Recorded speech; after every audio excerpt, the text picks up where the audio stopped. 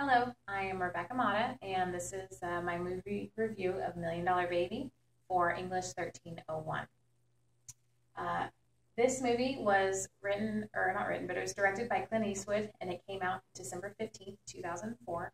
And I enjoyed it as soon as it came out, enough to actually buy it, which is pretty big because I usually don't buy movies. The main characters for this movie are Hilary Swank, Clint Eastwood, and Morgan Freeman. Hilary Swank, her character, is named Maggie Fitzgerald. She's a 31-year-old waitress who wants to make a difference in her life.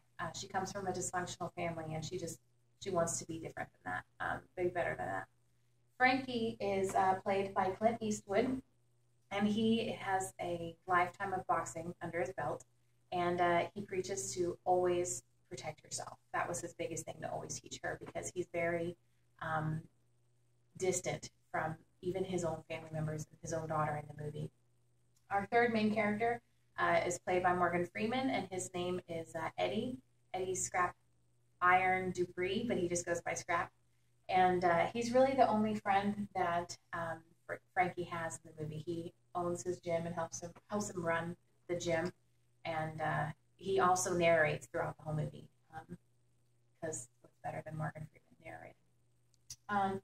Here we have the just some images from the movie, and I'll just let you know about the plot.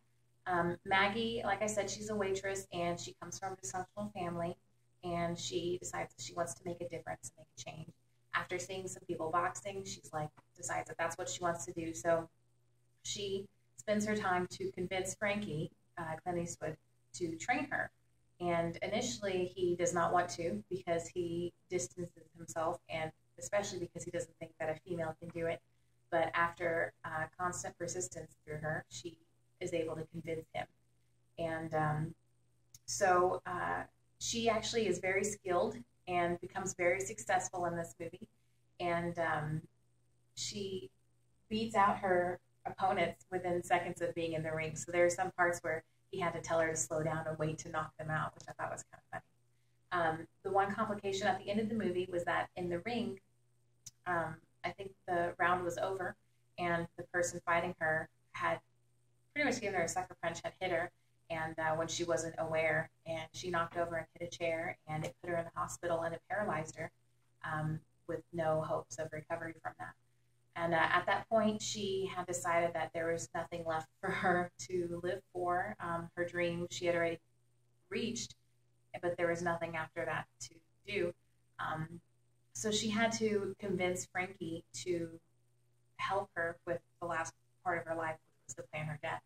And he did not want to at first, because he found out that he pretty much adopted her. He loved her and he cared for her like his own daughter, and or more than his own daughter. But eventually she was able to convince him to help with a mercy killing, which is a whole different topic. But here are some key points of the movie that made me think. First one was that the past does not determine your future, regardless of what you came from. It's really just about the work that you put in. Another point is the hard work can equal success. So it's just about what you do. It's about your present.